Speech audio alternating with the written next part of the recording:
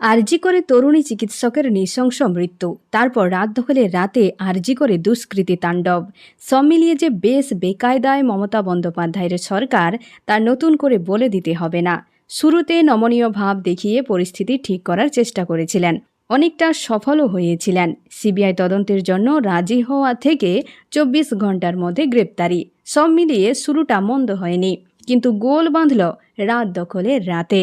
মেয়েদের রাস্তায় নেমে প্রতিবাদের সেই জোয়ারে শাসকের গদি কার্যতে যে টলমল, তা আঁচ করতে পেরেছিলেন মুখ্যমন্ত্রী। জনজোয়ারে সেই অভিঘাত এড়াতে হামলা হলো আরজি করে। 15 থেকে 20 মিনিট ধরে কার্যত তাণ্ডব চলল সরকারি ওই হাসপাতালে। হয়তো দুষ্কৃতীরা ভেবেছিল মানুষ ভয় পাবেন, ভেবেছিল ঘুরে যাবে নজর, কিন্তু কাজ হয়নি। আরজি করের ঘটনার রেশ ধরে আজ প্রতিষ্ঠান বিরোধিতার হাওয়া সামাল দিতে রাস্তায় নেমেছেন মমতা বন্দ্যোপাধ্যায়। কিন্তু প্রশ্ন যে থেকেই যাচ্ছে, সেই প্রশ্ন উঠতে শুরু করেছে সব মহল থেকে। সাধারণ মানুষের প্রশ্ন, আজ কার বিরুদ্ধে পথে নামছেন মমতা? নিজের সরকারের বিরুদ্ধে নাকি নিজের বিরুদ্ধে? কারণ তিনি নিজেই পুলিশ মন্ত্রী, নিজেই স্বাস্থ্যমন্ত্রী। তাহলে নিজের দলের বিরুদ্ধে?